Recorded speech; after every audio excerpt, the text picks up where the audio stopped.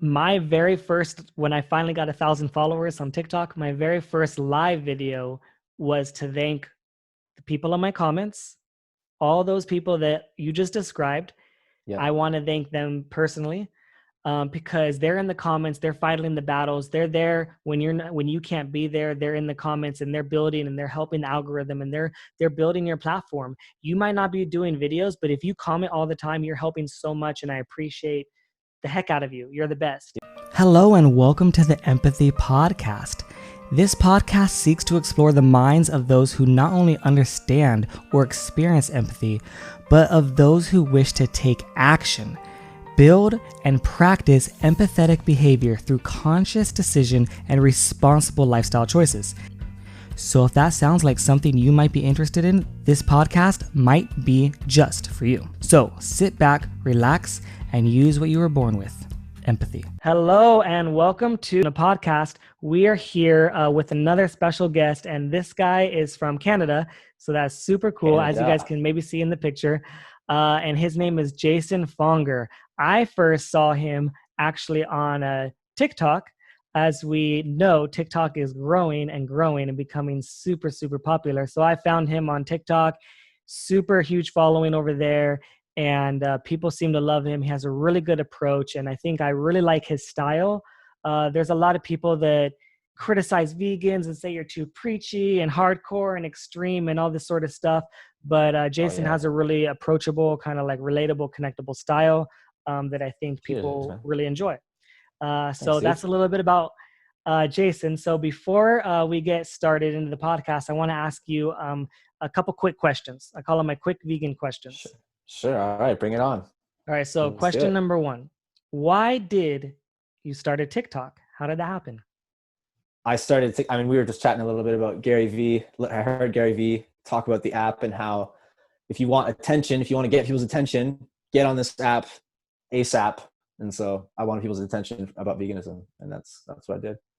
Yeah, for sure. Was there some kind of video that Gary shared that was kind of like the final straw that's like, okay, I'm going to do it because of that video?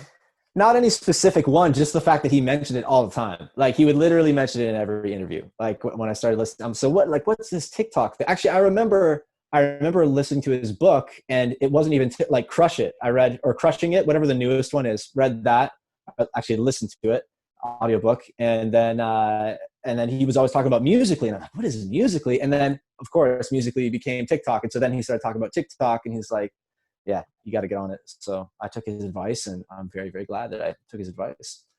Yeah, for sure. Absolutely.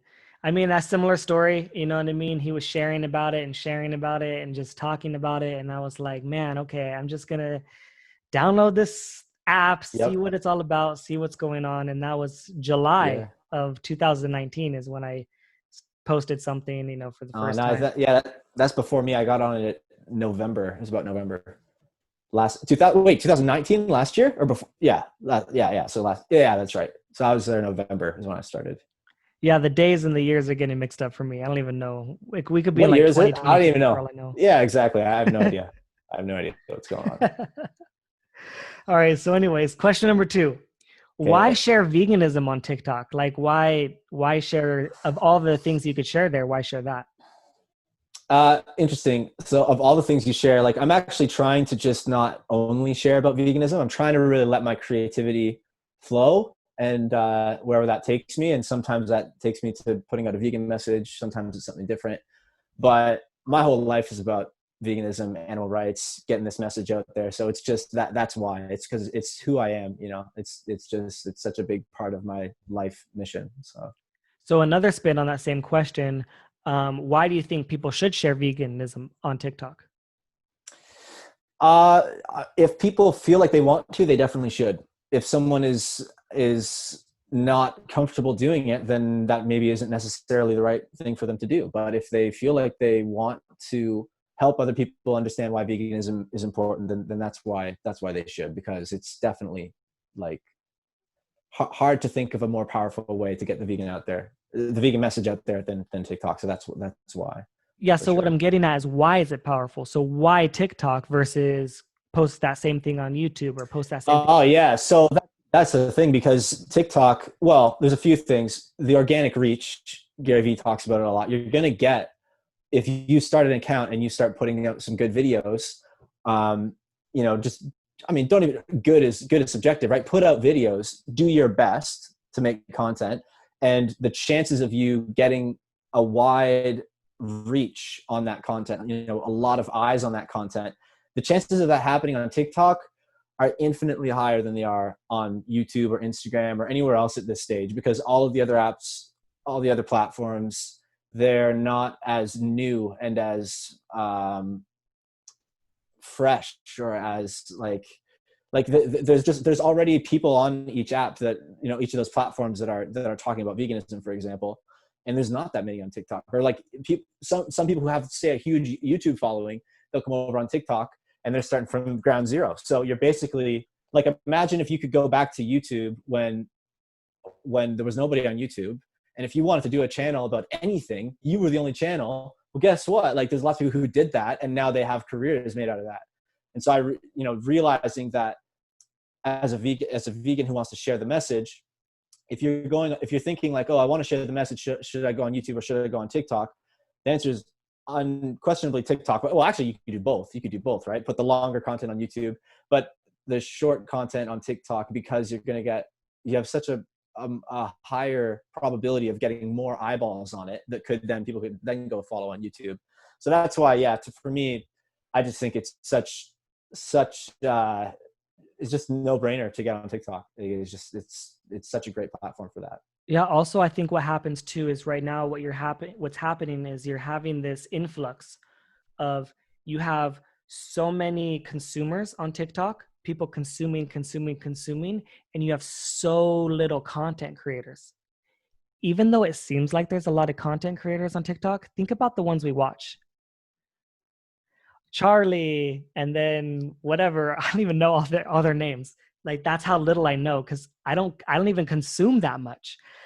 When I start consuming, it gives me ideas on things to post, but I consume so little. Like, when they're talking about the dances and stuff, I'm like, I don't know the renegade dance, or I don't know, I didn't do that. So I mean, I guess I've seen a few videos, but I have no idea what they're doing.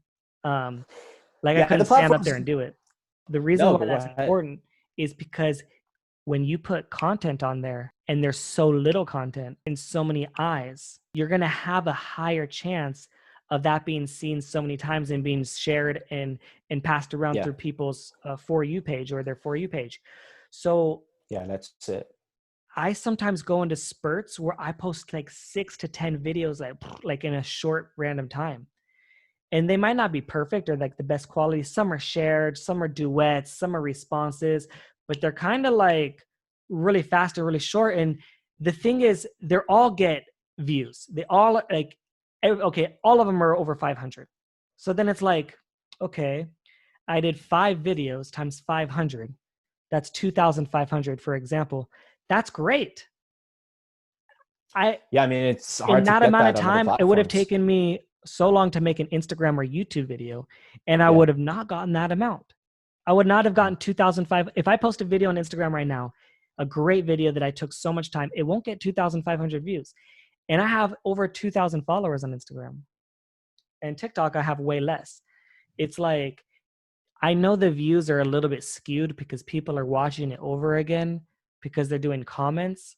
You know what I mean? But do you actually know that? Like, I don't actually know how open TikTok is about revealing that kind of information. Like, how do you know exactly what is a view on TikTok? Does anybody actually know that?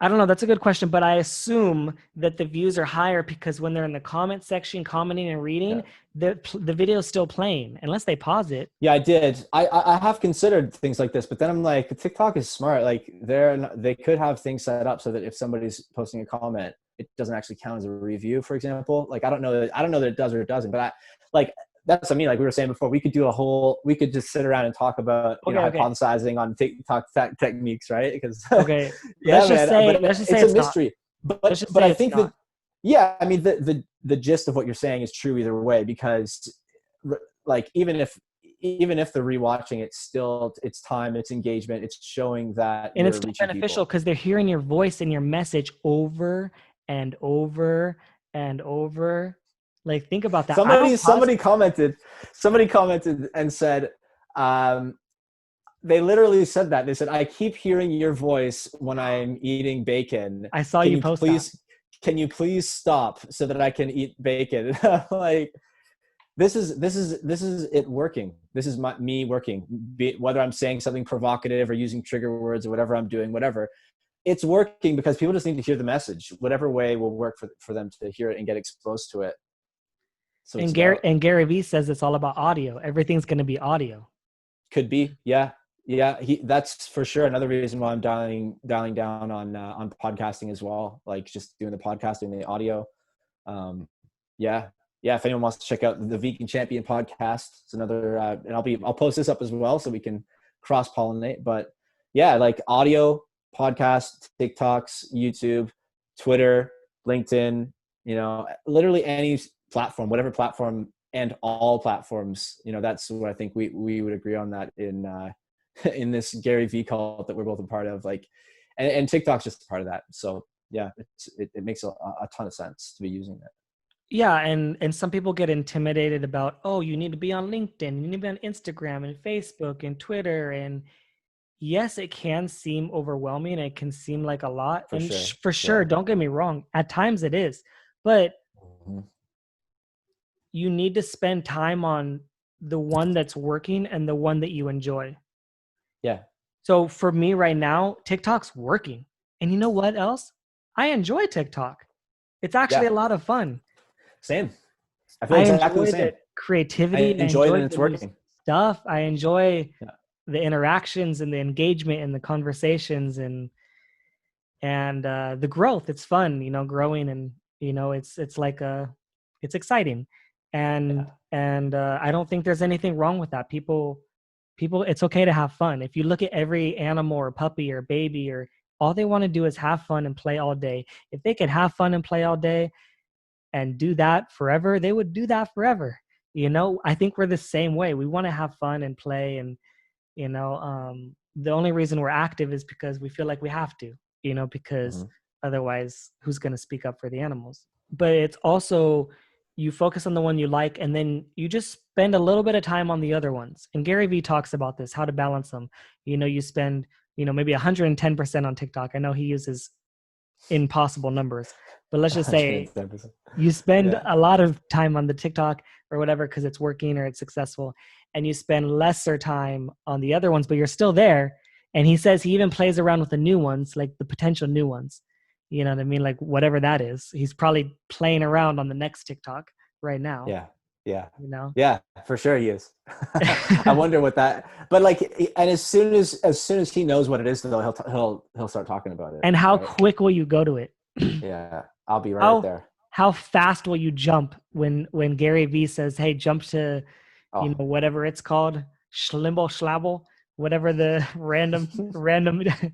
Anybody who wants attention, like he's the attention guy, right? Anybody, if you want attention, and that's why like I'm on TikTok, because it's where the attention is. And so wherever the attention goes, you have to try to be there. If you're trying to get the vegan message out, you got to follow where people are paying attention. You got to be part of that environment, be part of that culture. For sure. If you go out and like sing go play a concert or play in a band, and you play in front of, a crowd of 4 people, it's a lot better to play in front of a crowd of 200,000. Yeah. Have you played in bands before? I play drums. Dude, same here. Yeah. Oh, you play drums? Yeah. Really? Okay. I think that's, what I have, like, in my TikTok notes, I have drumming ideas that I'm going to do for videos. My first viral video on TikTok, well, semi-viral, was a drum video. Ah, cool. Yeah. Nice. Yeah. I'll have to look at that. And then so the first video that went viral, it was like 40K. And then I was like, wow, I need to do another drum video. And then I was like, but wait, how do I get the vegan message out? So I put the vegan shirt on my snare drum, and then I did drumming, and it just said "Go Vegan" on the snare drum, and it worked. It also went viral. So yeah, you just got to play around, right? Okay, I have a good idea for a drum video, so I'll post that one maybe soon. Nice. Man. And maybe that'll be I've gone viral a few times, so I don't know. I mean, I don't know. It wouldn't be my first one. Yeah, it's just creativity. Like I said, I'm not limiting myself to only doing vegan videos. Anything that have an idea for, and I think that I like the idea, then I'm going to do it, just gotta have fun Yeah, and for sure. getting the message out. And like, if somebody finds a video that has nothing to do with veganism, and then they start following me, and then they find my other videos that do have to do with veganism, then great, right? Exactly. Exactly. All right. So my next question. Okay. Speaking of all this social media stuff, how do you handle trolls? Trolls. The trolls. You gotta love the trolls. You gotta love the trolls. You just gotta, trolls are part of a healthy, balanced diet. That's what it is. It's like, you gotta have the trolls, because if you don't have trolls, I think you maybe you're not being as controversial as you could be, or as you should be, or maybe you're not, people aren't jealous enough of you. Like, at a certain point, especially if you're spreading the vegan message, at a certain point, if you're having success as a vegan influencer, let's say, or a vegan activist, or if you're on social media, right? So we'll call you an influencer. If you have trolls, that's good, because guess what? Veganism is in the early stages of people understanding what it is, and it's really rubbing up against culture right now, and it's going to only get more friction as time goes on, I believe. And as, like, I don't know, I could be wrong about this, it could be getting more accepted, but for the time being, people will find reasons to hate on you. It doesn't matter if you're the nicest, coolest, friendliest, most mellow, approachable, everybody does their own thing dude, or you're the most like hardcore Gary Yurovsky, like, using violent language and whatever. People are going to hate on you. People are going to be trolls. And you just have to remember, what I remember is, like, I have compassion for them, because I remember when I was a troll. I remember when I was a kid, and there was a girl in my town who was having success as a singer. And I went onto her website, and I like wrote this really, really nasty comment, because I was so jealous at the time. I was like a young kid. I wanted to be famous as a musician and all this, and she was having success. And so I was super jealous, and I put all my hate into a comment and sent it to her. And like, I remember that. I'm not proud of it, but like, I always have empathy for trolls, because I understand that wherever they're coming from is a place of unhappiness, right? So you gotta love the trolls, and you just gotta help. Like, if you fight fire with fire and feed the trolls, and you just start, making, like, I'm guilty of doing that at times. Sometimes somebody will make some smart comment or whatever, and I'll just come back and just be completely savage. But at other times, I'll come at it, and I'll do that if I don't know, if you get a certain vibe. It's hard to tell what a troll means, what the troll's intention is. But a lot of times, when I can really tell that it's like a really nasty comment, when somebody's really taking a dig at me, rather than letting that get at me, I turn around, I'm like, wow, that person must be really hurting. So I'm going to come at them with some empathy and like understanding for where they're coming from, and write like a really heartfelt, compassionate response. And I've had amazing results doing that. Amazing. Like, just turning the nastiest comments into like a really, really nice DM. Often they'll go to like the DMs after like a really harsh public comment. They'll be like, yo man, like, sorry if I seemed whatever, like, you seem like a really cool guy. Thanks for that. So that's one way you can deal with trolls. But Can you the give an biggest threat of, example? Can you give an example yeah. of what a message like that would sound like? So, I mean, somebody might say like, you think people care that you're vegan, you're not having any impact on here, like, you're just making people hate, being vegan. Then I might come back and say like, well, often I'll go and I'll check their profile, right? Before I make a comment, if I'm going to take the time to comment, I'll have a quick look at the profile. Often they haven't posted anything. So sometimes I'll say like, you're making this comment at me, but really, it says a lot about your thinking and where you're at in your own life. And, I hope that maybe you can, try to build some self-confidence for yourself, so that you can believe that actually you can make a difference. Because I know for a fact that I am making a difference. Like, I know I'm making a difference. So if people come at me and they say I'm not making a difference, that says everything about them, because they perceive me as not making a difference. They maybe don't see how one person can make a difference. So then I would come at them and I would say like, it sounds like you don't think that, I or anyone else has the ability to have a good impact on the world, So, just so you know, I know I'm making a difference, because I have, thousands of people DMing me and asking me about veganism. And you seem to think that that's not the case based on my content. So that I'll just here to tell you that that is the case. And I hope that maybe one day you can, believe in yourself. That's just something I just made up, but literally I would try to embody that kind of a message into a comment. Right. And try to just come at them from a place of trying to support them and whatever.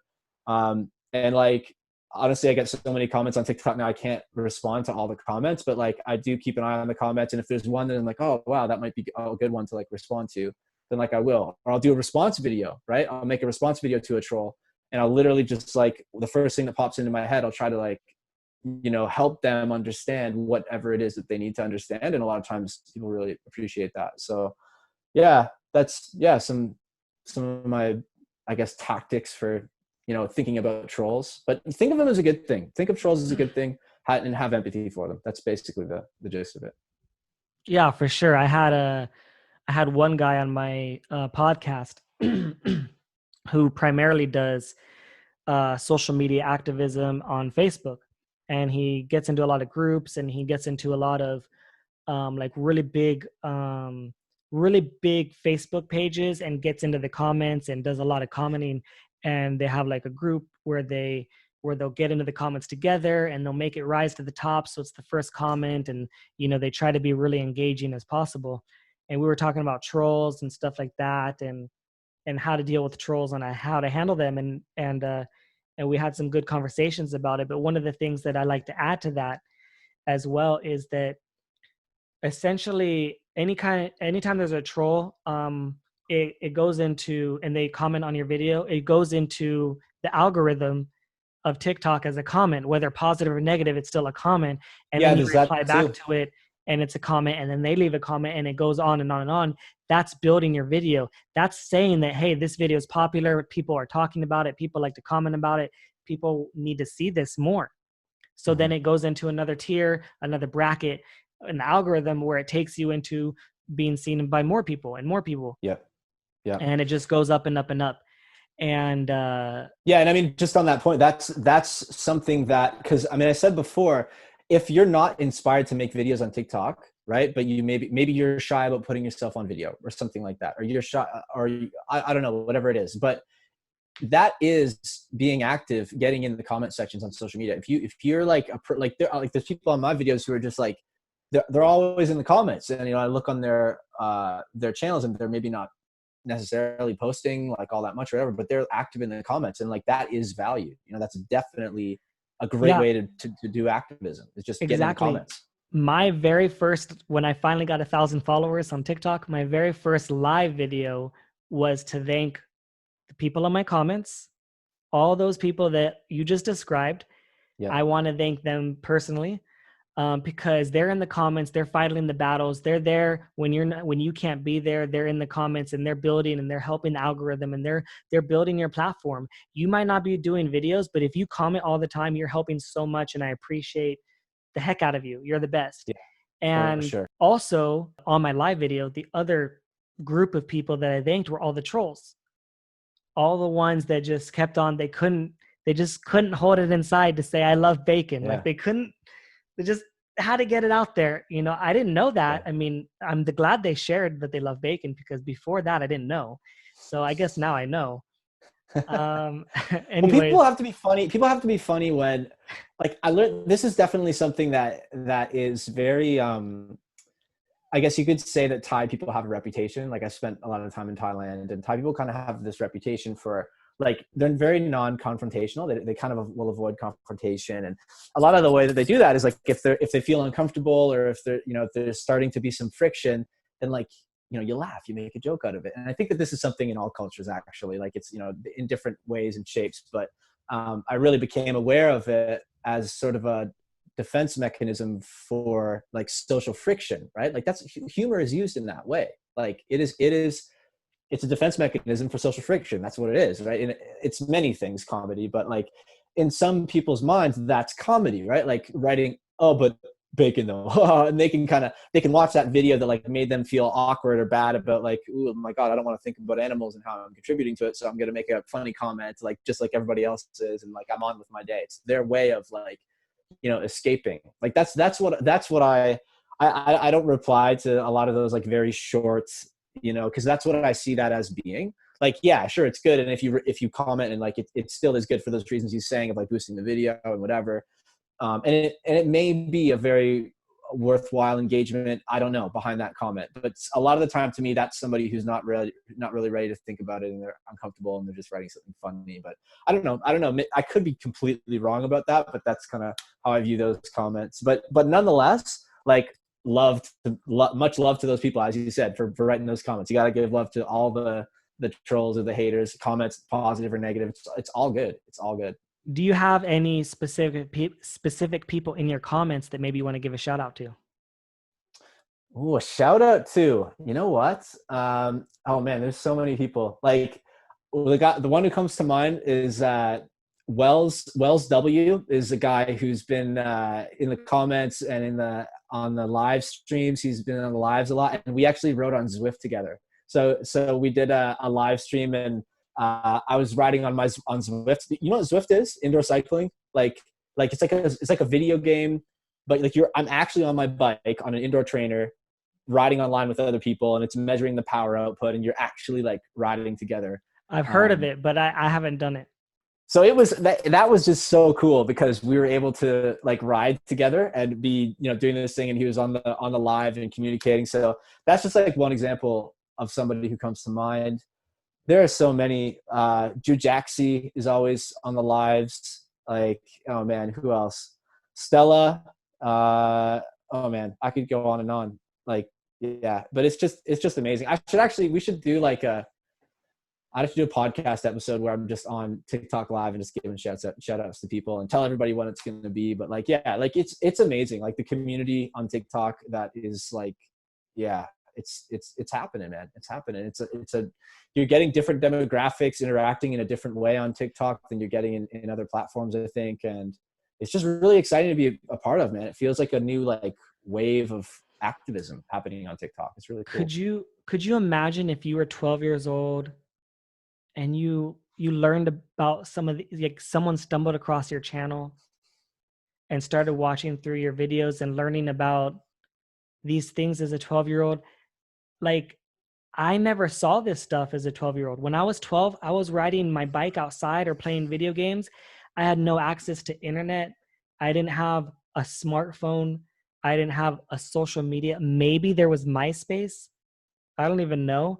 I mean, I wasn't connected to anything like this. The only thing I knew was what I saw on TV. If I saw a commercial about animal products, I knew I should eat it. If I saw it in the restaurants, I guess it's normal. Everyone else is doing it. It was so normalized. The violence was so normalized that I was so removed from that in today's day and age with the TikTok or whatever, and you come across someone that's sharing what's happening, like, it's kind of, I don't know how would I react? I think about that sometimes. Would I be like, this is crazy, you guys are crazy vegans? Or would I be like, oh shit, that's real? I don't want to eat chicken no more. Like how would I react? I don't even know. Yeah, it's hard to imagine like being like, yeah, man, there's kids who are like 10 years old, like, or younger on that app. Like, and it's I actually haven't thought about that. Like, what if I were 10 years old or 14 years old and I saw my videos? Like, what would my reaction be? Like, probably be like, who's this crazy guy like talking about all this stuff? And like, I don't know, but how much progress has been made in the last like 20 years, I guess, of I'm 30 now, so 20 years ago, when I was 10 years old, the amount of information out there available, like at your fingertips on an app about the realities of animal agriculture and animal exploitation and all that, like, it's a different world, man. And honestly, that's what gives me hope, is like the fact that there are so many people out there making sure that every day, literally like tens of millions of people are being exposed to these kinds of messages about veganism, about animal rights. Like, literally that's happening every day. There are young people learning about this on a scale that they have never before. And I think TikTok, especially right now, to add on to why I think it's so awesome, this wave of activism happening on TikTok, is because I don't know of I don't know of another time in history when there's been so many young people on like an app that like the connection for people who want to get through to young people, like for people who want young people to understand, which is really, I think, our best shot. Like if we want to really shift culture away from like exploiting animals as the norm, the kids, the young people, the young kids, the teenagers, the people in university, the youth, these are the people who are still constructing their belief systems and who still have the choice to say, wait a minute, what we're doing to animals doesn't make sense. So I'm not going to allow myself to have that as part of my belief system that I'm going to construct for myself as an individual. And young people have the power to say that. And, I love, there's people in their 60s and 70s who can go vegan, not trying to discriminate against different age categories here at all. But the fact remains that, I mean, the reason that people want to shelter their kids from, if we do a cube of truth and we're showing slaughterhouse footage in the streets, the reason that some people might criticize and say, oh, young people shouldn't be seeing that. We should be sheltering their eyes from this. Mommy and daddy should be telling them stories about happy animals that live on a happy farm. And that's where our animals come from. Actually, my mom said that she didn't even want to tell us. My mom did not even want, like, she felt bad about like, she felt like she had to hide it from us, that she had to hide, like for me and my brother, I mean, she would use like the fancy names for the dishes rather than saying, oh, we're having, tonight we're going to eat a pig, kids. Like how many parents are super upfront with their children about the realities of what going on in animal agriculture? Probably not that many, So anyway, it's just saying like the power of getting the vegan message out there to young people on TikTok. It's really it's quite something. It's great. It's great to see all the comments, and you can tell when comments are from kids, because some of the comments they're just like they're just way off. They it's obviously a kid who they don't know what they're talking about, and I don't want to come too harsh on them, but it's great that they're being involved in the conversation. Yeah, for sure. Absolutely. You're absolutely right. Like, I mean, having a smartphone, like how many kids have smartphones and can go right to this app and you can connect to it and everyone's online and everyone's on the internet, everyone's at a standstill. Also this time in history where we're like forced to be on our phones. Like it's like the perfect storm. If we don't come out of this, like if we don't take advantage of this time, like there's never going to be a better time. I agree, man. I agree 1,000%. Like because we should come out of this. This TikTok app might put age restrictions on apps like crazy. This TikTok app might be the reason that, like, the fact that even like sometimes there is slaughterhouse footage on the app I think I still have a video on there that has slaughterhouse footage that still hasn't been taken down. They all get taken down. Like I've never even been able to get one up. Like they all get flagged. That's what I'm saying is like, I have like pieces of one and I think it's still up, I think. But the point is that that's obviously something that they don't want people to be seeing. But the fact that it's out there, that it gets out there, like the one video that went viral for me had a little bit of a chicken having their head cut off. And that was on its way to over 1 million. It was at 800,000 when it got taken down. That's awesome, man. But that's like 800,000 people right there that saw it. So good. That's what I'm saying. Like as that's what I'm saying is TikTok is pushing the boundaries of what you're of these. Look at the restrictions on YouTube for children. Yep. Yeah, man. TikTok hasn't done that enough. No, it's the time right now as well. Not only because people are inside, it's like, why are people inside? If people actually understood that, this is what just blows my mind, man. Like everybody's talking about when should we open stuff up? When should we be wearing masks? How many meters apart from each other should we be? Like, what about the economy? All of these questions. Nobody's talking about the use of animals and how, if we want to reduce the frequency and severity of these kinds of pandemics, we need to get animals out of the food system, period. Done. Like end of story. The only reason that animals are still in the food system is because culture, though, and that people think it's part of the culture and we need it. Like, it's just misinformation. It's industries that have been subsidized for so long based off of myths that people think we need animals in the food system. Animal agriculture is draining the economy by taking up tax money, right? How much tax money is taken from people each year and then given out in subsidies to animal agriculture to make food that would not be profitable if it weren't for these subsidies. And then it makes us sick. And then it causes all these pandemics. And then not even to mention, it's like the biggest injustice that's ever happened. You know, it just doesn't make sense. We need to be saying all these things. We need to be bringing all this to the discussion. It's just, I want to hear way more people speaking up about all this stuff right now. Because as you say, everybody's inside, everybody's on their smartphones consuming content. Everybody's thinking about this stuff. It's not hard to understand. It's really not. People just got to say this stuff. And then it's got to get on the news, like the New York Times articles that came out a couple days ago. Like, it's good. It's happening. There's good things happening, and we got to keep riding this wave. And yeah, man, it's exciting times. It is. I made a TikTok video about that article. Yeah, dude. Like, it was great to see that article. I love to see like real journalism. Also, happening. even it's considered food, right? We as people that don't eat that and don't consider that as food, we don't consider it as food, but considering as food. Like, we take 60% of all the food that we grow and give it to the animals, 60%, and in return we get 18% of the calories. Yeah. Yeah, that direct inefficiency right there is practically the culprit. Even that it is food, is the fact that we call it food is literally the culprit. Yeah, it is not food. People miss it. And like, I struggle with it sometimes because, I mean, we were talking a little bit before we started recording about, you know, you can give people facts, and a lot of people, it's like in one ear and out the other. But the thing is, like, if people actually understood the facts of the inefficiencies of using animals in the food system, the facts of the negative consequences of animals in the food system, if people actually understood those facts,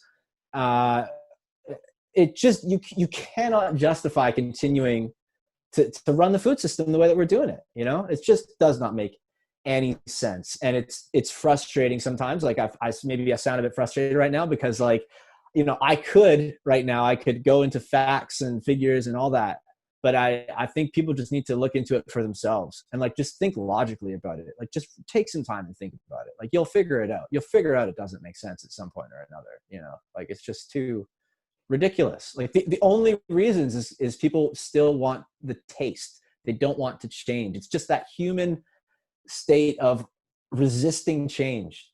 That's really all it is at its core. It makes so much sense to change towards eating plant-based foods, get rid of animal foods. People just resistant to change. Yeah, for sure. All right. So next question. Why? Keep them coming. Why did you start your podcast? Oh man, it's just like, I love talking to people. And I think there are so many awesome stories out there of people who have gone vegan and are doing great things. And I want to talk to them. I want to get to know them. I want to share their stories. Yeah, man, we were talking as well, like, podcasting is a great way to create content that you can, you can use a podcast in a lot of different ways. You can take clips out of sections of a podcast and you know, distribute it en masse. Yeah, man, that's really what it's all about. It sounded like, I used to listen to I still do listen to the Rich Roll podcast. That was like the original podcast that I listened to. And I just remember listening to like hours and hours and hours of that podcast. I'd be out training on my bike or out training running, and I would just consume tons of it. And I was just like, wow, this is such a great way to, you know, influence people and, like, have a positive effect on people's lives. So I always kind of had this idea in my mind to do a podcast for many years. And then I started one up. I actually did a few episodes back in like late 2018 and like early 2019. And then I kind of got off of it for a while. I did most podcasts are only 8 or 9 episodes, and then they stop. Like, that's like the average. Most podcasts only get to that number and then they stop. I'm glad I never read that statistic. Yeah, see, because I had like either. Never ending. I hadn't either, but it was funny because when I read the statistic, it was like 6 months since I had done my last podcast episode, and so I was like, you know. And then like when this whole COVID thing happened and everybody's at home and like, you know, we're all on Zoom anyways. I'm like, why am I not just do the podcast, just do Zooms like we're doing right now, and just bang out the content. And yeah, it's good because a lot of people now who would have been maybe harder to get for an interview, you know, they're at home now, they're more available, so it's a great time. So I've just been smashing out the podcast for. Have you repurposed like non-intentional podcast and repurposed the audio and made it into a podcast? Like maybe took like an old YouTube video about explaining something and then made that into a podcast, kind of like Gary Vee does? Yeah, I haven't, but I will. I will. I've done a couple of those. I haven't had Yeah. success yet, but I'm still thinking about it. What if you made, I was just thinking about this right now. What if you took like maybe, I know it's hard because it's TikTok, but what if you could take like a strand of TikTok videos, like let's say response videos on TikTok. Yeah. And you just took all that audio and you put like 10 videos in a row as one podcast.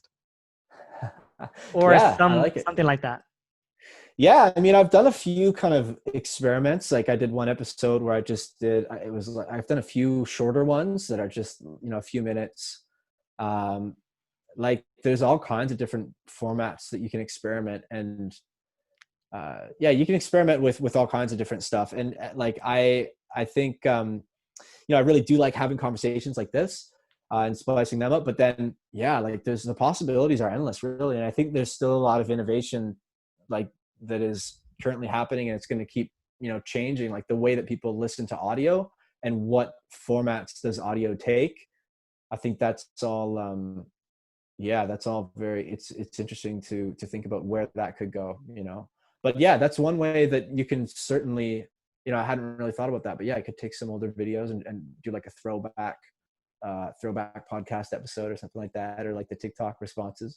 And that's just, it's interesting too, because I could start thinking the other way, because what I've been doing is taking some clips from the podcast and putting it on TikTok.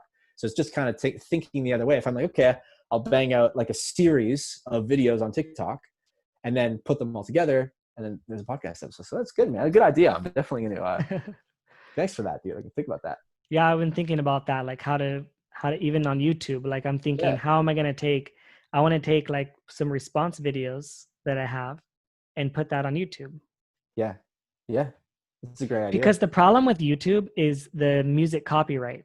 So you can't just put any TikTok video on YouTube. It'll be like copyright, blah, blah, blah, you know? So because they're you can, but you just won't get the monetization and stuff like that. Yeah. So anyways, there's some things like that. So that's interesting. So like a response video is your voice. Like you're not, unless you use someone's music, which you could, I guess. But let's say you didn't, you know, which a lot of response videos aren't. They're usually just your voice. But even just you talking into just like giving advice to people, you know, there's lots of different things that you can add and go both ways. And yeah. For sure. Yeah. But the thing I was going to say that you mentioned about the Rich Roll podcast, which he was also kind of one of my inspirations as well. Of course, you know, plant-based and, you know, awesome guy. You know, I loved his whole story. I read his book. I bought his book. He's a legend. Finding Ultra. I also listen. I listened to his book, Finding Ultra. You listen to that one? That one I actually read. I read that on the plane to Hawaii, funny enough. I mean, that was super inspirational. Just helped me to push and go forward, and kind of like, it's kind of like no excuses. Like, you know, if you listen to his story and you're going to be like, oh, I can't start a podcast, be like, you're a little bitch. Like, go start that. That podcast. Like I just fell off my bike and, you know, have a broken pedal and ate some meat out of a trash can. I'm pretty sure you can go start a podcast. I forgot about that. That's true. That was a crazy part of that. Yeah. I forgot about that. Yeah. Good story. So anyways, that was super inspirational. But on the podcast side, what I like that he used to do, I don't know if he does it anymore because I don't follow him on Instagram or I haven't seen his page, but he would post the really good looking Instagram TV videos vertical on his podcast. And I remember thinking, yes, I'm going to make videos just like that on my Instagram TV. And I did a few. And it looks nice, but like I'm still playing, you know, I didn't really experiment too much with that, but that was my kind of motivation to use the video. I was like, oh, I can use the video like Rich Roll does it. So Rich Roll inspired me on how I would create the videos in the beginning for Instagram, because I would put them on Instagram TV. I feel like there's two ways. I mean, it's a bit of a tangent, but like there's two ways you can think about it, right? Because there's so many social media platforms, and there's so many ways you can think about, you know, repurposing content and putting stuff out there, that like it's like you kind of have to just remain like optimistic and be like, oh, I'm innovating, like I'm trying new things, like, because it's easy. I think a lot of people, myself, it's tempting to be like, man, it's overwhelming. Like it's overwhelming. There's so much to do. There's so many possibilities. How do you just choose one thing? And like, I think I'm just trying to look at it more like, look, there's so many opportunities, and like, I don't necessarily have to do the same thing forever, but I should just try. Like right now, I'm like in experimentation mode. I'm like, I love what Gary says. He says, we're going to sound like a Gary V cult on this podcast. You realize, right? Like everybody who's listening, who doesn't know Gary V, they're going to be like, these guys are in some Gary V cult. Who's Gary V? But anyways, he says like, you know, have an idea and make it. And Casey Neistat, same, you know, let's not just give Gary V all the love. Casey Neistat's another guy. You follow Casey Neistat, YouTuber? I don't think so. He's, a lot of people will know Casey Neistat.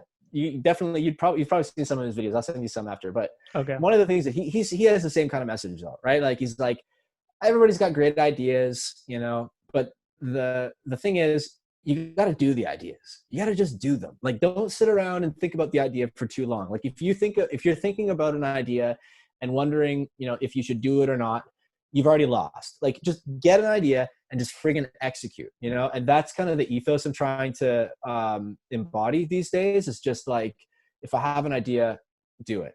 You know, don't sit around and think about it for too long so that you don't make it. Because, you know, I made a TikTok video about my most viral TikTok video where I gave this piece of advice the other day. And I said, like, look, I had that thought before I made that video that now has like 3.5 million views. I had this thought of, oh, should I make that? Is that a good idea? I don't know. And like, now I'm so glad that I made it, you know? And so I just try to just think about that when I'm creating content and, you know, but what I need to get better at is, it's tactics. It's a game, you know. How do I, you know, should I spend this like entire day learning how to reformat, you know, the videos so that it looks nice on IGTV? I probably should. I haven't done that yet. I mean, actually IGTV is like one of my weak spots. Like my IGTV is total shit if anybody looks at it right now, but like I'm hit or miss on IGTV. Yeah, man. Yeah. But it's all good, man. And I think it's all about, just experimenting. And then when you find something that you're like, oh yeah, that works, then you gotta like just double, triple, quadruple down on that and keep doing the other things. Keep experimenting, right? Yeah. So yeah. The other thing I wanted to add about the podcast in Rich Roll is that you mentioned you were listening while you were writing.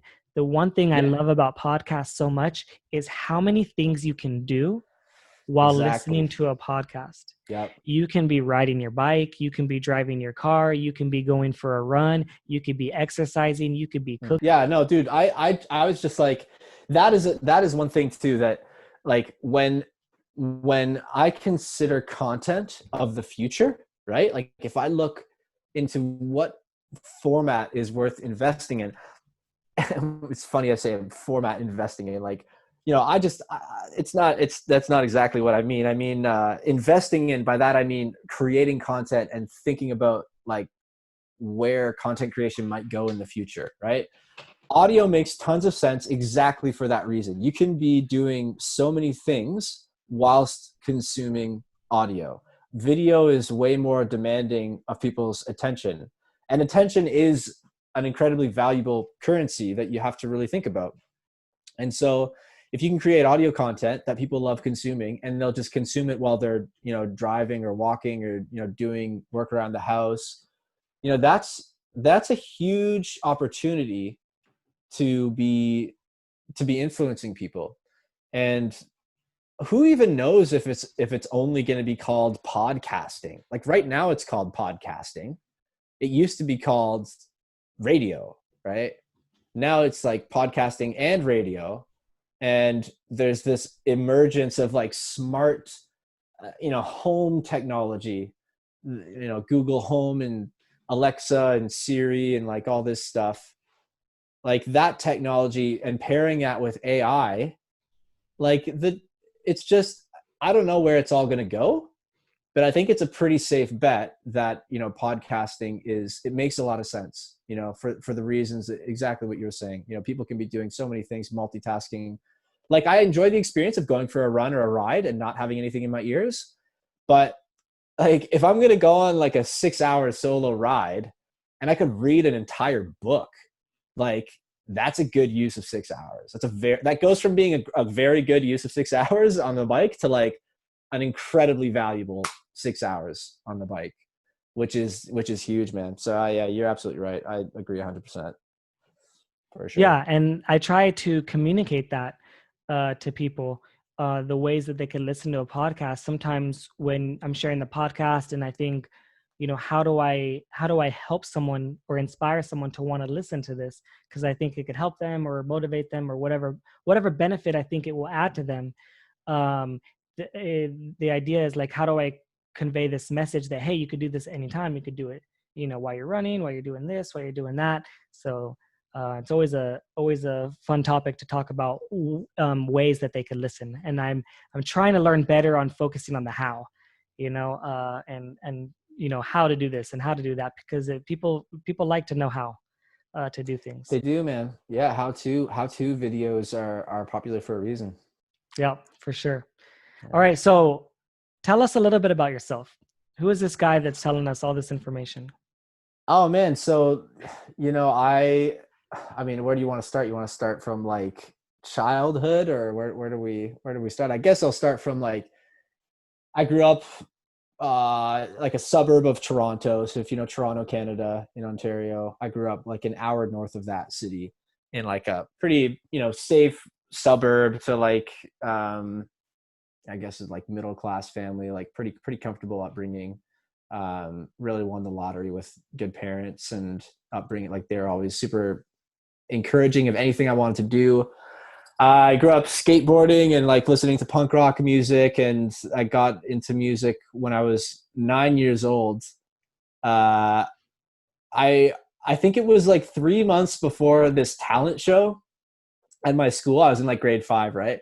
And it was like 3 months before my birthday or 3 weeks before my birthday was coming up. And I was like, I want a guitar for my birthday so I can learn guitar and play in the talent show. Like I had never played guitar before, but I just remember like doing that and getting into music. And from then on, like I was like, I want to be a musician, so I went like all through high school, really focusing on music, and went to university, played in bands, taught professionally, played professionally, performed, like was really, really into it for many years. But then what happened was in second year of university, I wanted to figure out food, basically. Like I read the liner notes to a punk rock album that was all about animals being exploited. It was like a Goldfinger album called Open Your Eyes. I read that when I was 14. And that made me go vegetarian like instantly. Didn't really understand like what vegan was at that point. But yeah, I knew that like I didn't want to be a part of that. And then I stopped eating meat for like 6 months. And then, yeah, I went,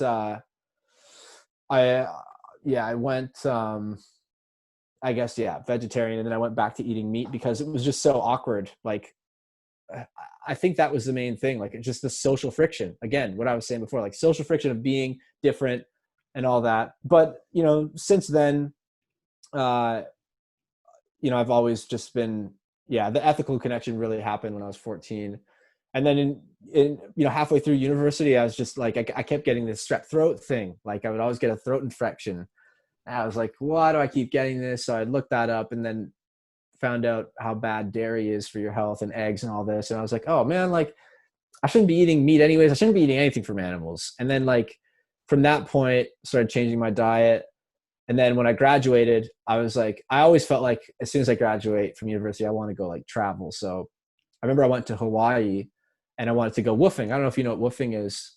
Like when you volunteer on an organic farm, and then they'll give you like a place to stay and food. So it's like a very inexpensive way to travel. And I remember I went to Hawaii and I had this experience where I got swept out in a riptide. Riptides, I had no idea about them. Like, what, as a Canadian, I guess like Australians or like maybe people from, you know, California, people understand riptides. I didn't. I was getting like, I literally thought my life was gonna end. I was like, this is crazy. Like, I basically accepted that I was gonna die. I was like, I'm done. Like, I'm gonna get eaten by a shark or something. Like, and that experience really made me want to do something good, like with my life. Like when I eventually got out of that situation, I was like, wow, like every day is a blessing. I need to make sure that I'm giving back every day and like doing something that is going to help others and like make the world a better place. And like ever since that moment, I've really been like that's like, yeah, that really helped calibrate like who I am as a person. So that's who I am really, is like, I'm just trying to make the world a better place. And it so happens that the way that I think that can be done is by talking about veganism and animal rights. So I do triathlon racing to try to get the vegan message out there. I do lots of social media content creation, obviously, as we've been talking about. I do animal rights activism with Anonymous for the Voiceless. I'm active with them. I've done stuff with like, you know, vigils with the Save movement. I haven't done any work with DXC, but I'm interested in like seeing, you know, DXC and other organizations, like what can be done in terms of activism. So that's, I do a lot of, you know, spend a lot of time thinking about that and yeah, actually taking part in those kinds of like activism campaigns. But that's who I am. That's what I'm all about. I still love doing music. I still, you know, play music and all that. And I'm just trying to help people understand why it's important to be eating plants and like respecting animals. And it's pretty simple, but yeah, that's what I'm all about. Yeah. So for you, why would you say, like, what are some of the biggest reasons for you, like why you went vegan? So yeah, at first, like the funny thing is, there was like that prerequisite to go when I actually went vegan, which was reading the liner notes of that album when I was 14.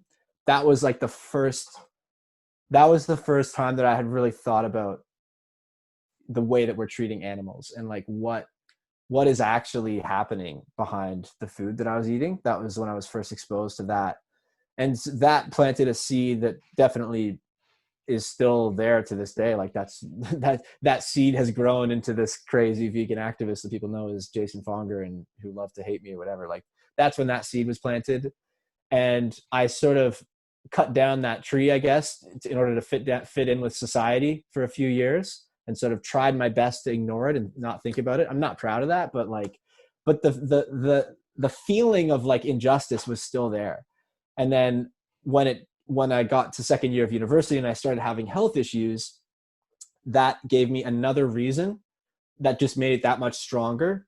And then over the years, I learned more about the environmental, you know, considerations of like our diet. And like, literally, I've just kept learning more and more about why being vegan is so important. Like we could literally list hundreds of reasons that it's a good idea. So, but yeah, originally it was the ethical, just completely not okay with what's happening to animals and completely not okay with being sick all the time. You know, who would be okay with that?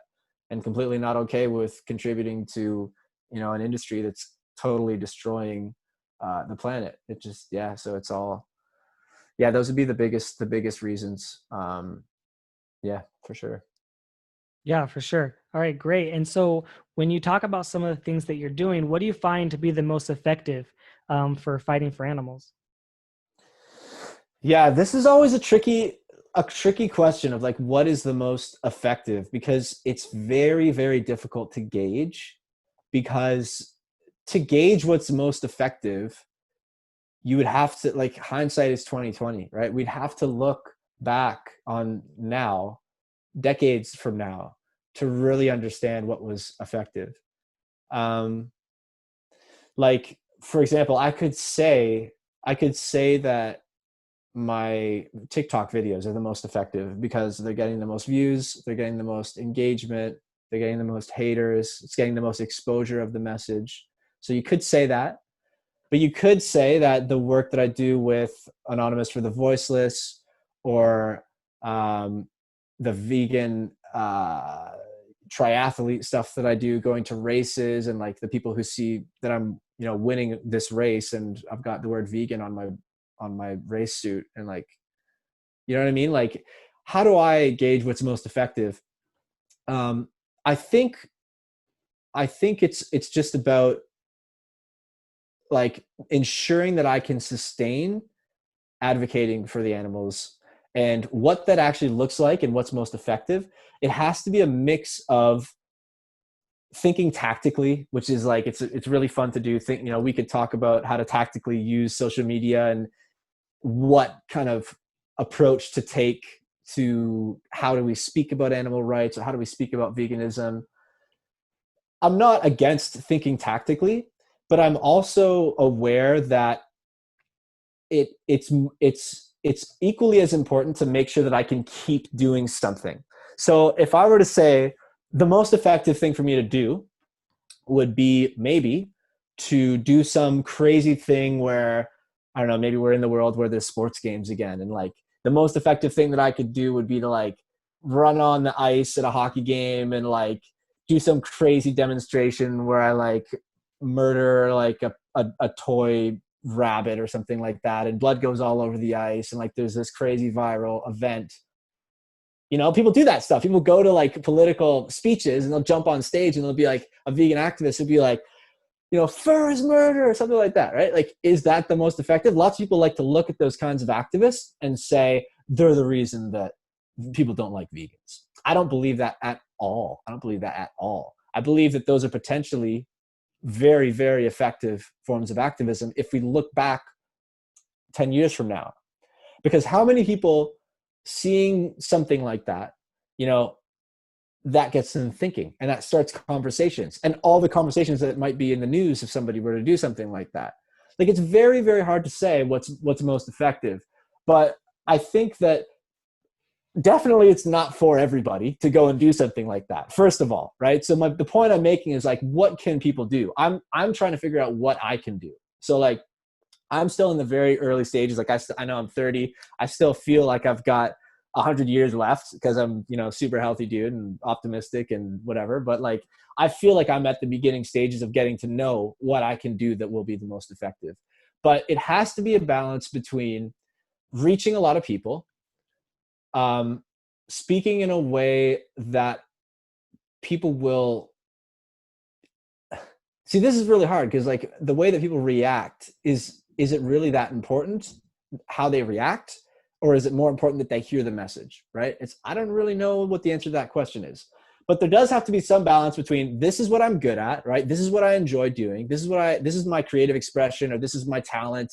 And this is how I'm going to bring veganism to people, right? So for me, it's like, I love sport. I love being fit. I love being healthy. I love being energetic. And so I want to do sport. I want to swim, bike, and run. I'm going to do races. I'm going to train really, really hard. I'm going to show up at those races, and I'm going to be way faster than all the people who are going to ask me about where I get my protein from at the end of the race. I love that. So like, I do that, right?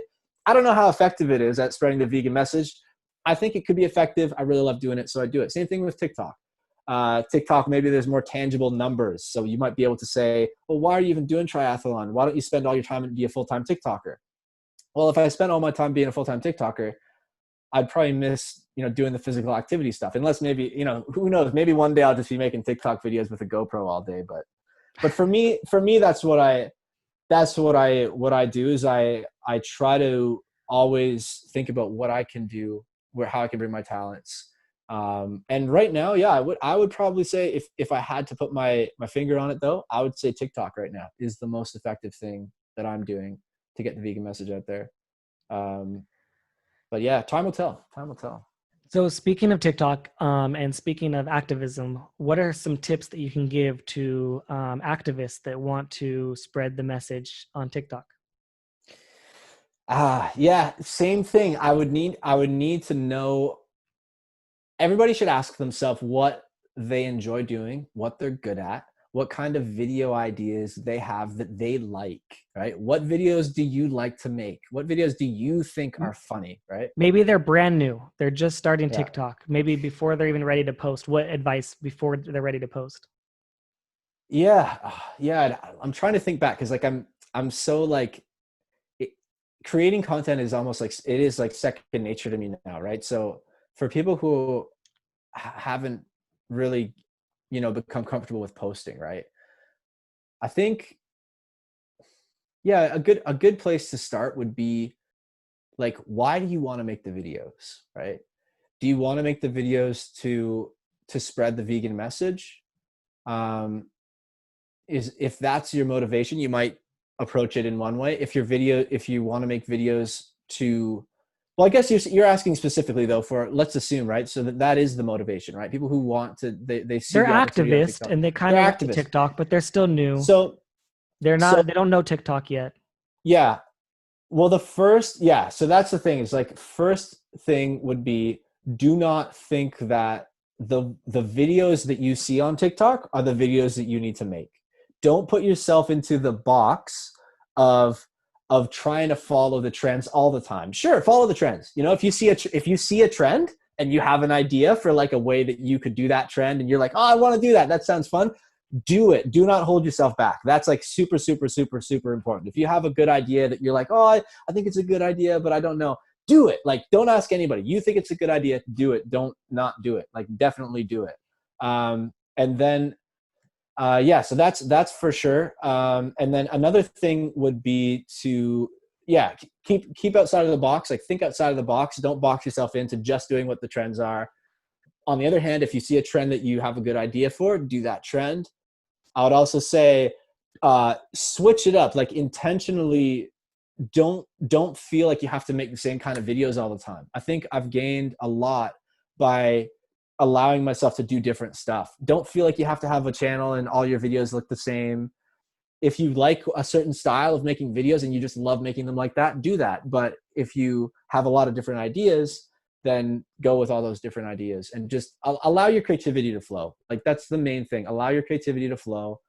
Don't feel like you need to be the same as other people or as what you think TikTok is for. Because that's the thing. A lot of people think, oh, how can I do vegan activism on TikTok? Don't I need to be like dancing and like lip syncing and all this stuff? And it's like, no. You can literally do anything you want to do on TikTok. Like, just be creative, have fun, and just get it done. Yeah, people tell me, oh, I'm not funny. I don't think I could do that. And I'm like, I'm not funny either. Like, that's not even my voice. Like, that's somebody else's voice.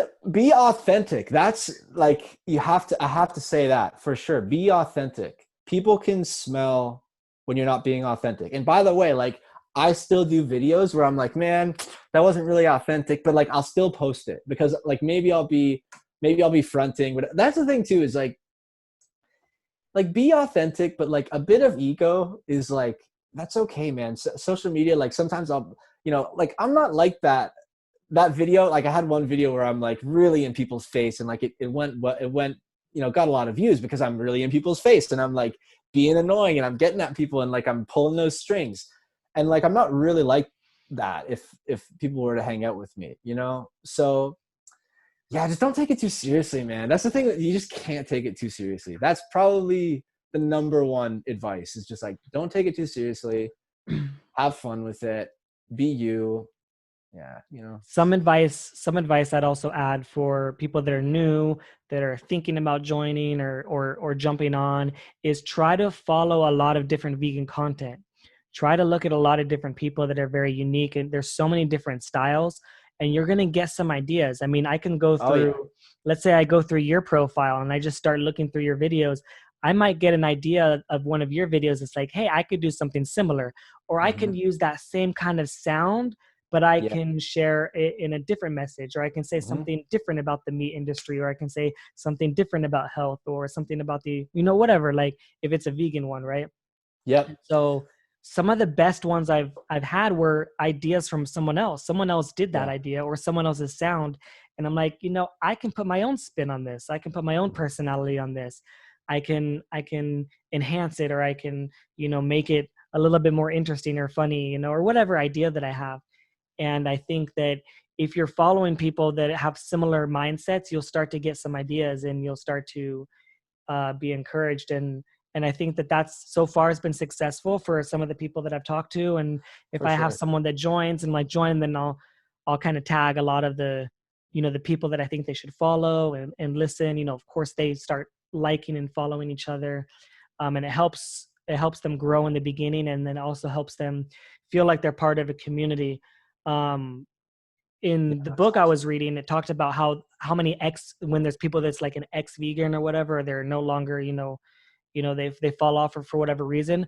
Most of them are not part of a community. Most of them are not even being active, or don't know, or don't have any group. Most of them don't have any other vegan friends. So those are some of the reasons why, that they might be resorted to go back to, harming animals. Yeah, man, that's what it is. It's social friction. If you don't have a community, if you don't have people who are vegan in your life, and everybody's a non-vegan, and you're constantly, running into these walls of like the non-vegans in your life, and you don't have that community, then yeah, like it's going to be that much more enticing to want to go back and just, eliminate that friction. So that is absolutely true. Checking out other vegans profiles to see what they're doing, right? Getting ideas. Definitely. I do that all the time. Going to, vegans, what's his name? Hudson's videos, right? Hudson Tarlow. Like he was the first guy, cause he's, I know him through AV, working with Anonymous for the Voiceless, and just talking with him. He's like, yeah, I'm on TikTok. Like, I'm like, yeah, it's Hudson. That's awesome. And he was the first like other vegan that I actually like followed, I think. Right. And I remember just like getting some ideas, like some sounds, from him. Like I'd see a video, I'd be like, oh yeah, that sounds funny, but like, I want to do a different thing with that sound, and, yeah. And not even just the other vegans, just looking at other stuff on TikTok. Like sometimes, sometimes you can think of a creative way to take a trend that hasn't been done by somebody who's vegan and do it. But like the other thing too is you can think outside the box, but you can also just like I've literally learned dance challenges, right? Like, and just literally tried to copy it, and then maybe put like a little vegan in the corner or something like that. Like you can completely copy stuff. Even if you try to completely copy, guess what? You're still going to be putting your own flavor on it and your own, personality into it. So even if you don't have any ideas and you think, oh, I'm not a creative person or whatever, like I think we're all creative to a certain extent. Sometimes you just got to get the juices flowing. So even if you see another video that a vegan TikToker made, you could literally like copy their script and say it, and you would still say it in a different way that maybe somebody else might connect with, and different viewers are going to see it differently and react to it differently. And yeah, absolutely. It's all good. That's why I think the biggest thing is just eliminating that over analysis. People overanalyze what to put out, and just way too much. Just do it. Just stop worrying so much about what people are going to think, and just do it and have some fun. And don't worry if your stuff flops, like if you start up a video and you're getting, 6 views or whatever, and like, it's just not really, like, just keep making, like, don't worry about what the numbers are. Just keep making, keep putting it out there, and let the chips fall where they may, That's important. So many people think, oh, I'm going to go viral. Oh, I'm going to do this. Oh, this is going to be so great. And they're like, spend so much time and effort, and it doesn't do it, and it discourages them. Just like, it's just like falling down or stubbing your toe, or, it's not the end of the world. You just pick yourself back up and go again. So like, should I delete it? Should I not? The only time I delete something is because it got banned or something. And I'm like, I guess I'll delete that. Yeah. Same here. Yeah. Or if I made a mistake, like a legit mistake where I'm like, that thumbnail was really off. Let me repost that with a new thumbnail or something like that. Like that's the only time. I don't even think about the thumbnails anymore. I probably should. It's funny because I talk with my hands. So if you look at all the thumbnails on my channel, I'm always like doing this. That's whatever, man. Like, no, I think about them. I think about them for sure. Yeah, I probably should. Yeah, I mean, it's the first thing they see. I want to at least have a title on there, like a text. I want to at least have a text on there, and at least maybe give them some interest. Like it's like maybe a funny face or some. But it's only the only time people see those is when they're actually scrolling through your profile, though, right? Yeah, when that's a lot of people. Look, how many profile views do you have? Go look at your analytics, and you have a lot of profile views. Yeah. So that's a lot of people, and those people could be like, oh, I'm going to watch this one now. Oh, and this one. Yeah. Yeah, it's a good point, man. I need to up my thumbnail game. Yeah, and There you that's an easy fix. go. That Yeah. doesn't take much time. Yeah, it's like the thing is people analyze so much before they post. And like actually if they like, I mean, it's kind of crazy because I've got like 160,000 followers on TikTok now. And like people might think that, oh, you know, he must be like strategizing and thinking so hard about like what he's doing to get that many followers. And it's like literally the opposite. Like the less of a fuck I care about what I'm posting, like the more success I have. Like I think that's what I'm saying. It's still good to be tactical. Like it's like I'm glad that like you've brought up, like I've learned a lot like just from talking to you, like ideas and whatever, you know. So I appreciate it. And like I need to try to be tactical, but tactical cannot get in the way of producing. Like as soon as that happens, you've lost, you know. You got to just be confident with just putting out stuff and just, you know, not worrying too much about what the reception is. Just do what you think is good at the time to the best of that you can. You will be wrong. I've had videos that I've spent like a whole day on a video and it flopped. And like you learn from that, right? It's like, don't be so sure that your idea is good or bad. Yeah. You And know? like, even like back to like what Gary Vee says about like the content, if he says like content over like quality over content, you know, which one? He's always says both. Yeah. Like he basically says, yeah, do as much as you can and do a lot, but it doesn't mean just put out shitty stuff. Not saying that you do, you know, but like it's okay to do a lot of content, you know, and make it the best that you can, you know, a high quality and stuff like that. Like that, like there's a lot of things that you could think of, or examples like that, where they do a lot of, but it's still also high quality. And there's always small things. There's always small tweaks. Like you're right. If you are over analyzing, you're taking crazy notes for one, you know, 10-second video, and it spends you, you know, 3 days or 4 days, you're doing it wrong, and you're going to fall. You're going to fail. Yeah. It's got to be sustainable. It's got to be something you can do sustainably. So. Yeah. I recently just started just taking notes. An idea comes to my head. I'm like, I can't do this now, but it's in the notes. Or if I'm scrolling through a video, I'll save that link of that video and I'll put a quick note about it. So I'll save a link to like a video that I like, and I'll say, hey, do this. It's really funny with Kevin Hart or something like that. And that'll remind me if I'm reading, oh, Kevin Hart, oh, funny. Maybe I'll do this one right now. I have time, you know, and then I'll look at it and I'll say, I want to do that one now or not. And then, so now as ideas come in, I don't feel overwhelmed of like too many ideas. Oh, I forgot that idea. Where did that go? It just goes right into my notes. Like an idea goes into my notes, whether I might do it that moment or I might do it a week from now. Yeah. Yeah. Hold on to those ideas for sure. Don't throw them out. Yeah. All right. Anyways, is there anything else that maybe you want to add that you didn't add already, or something you want to reiterate?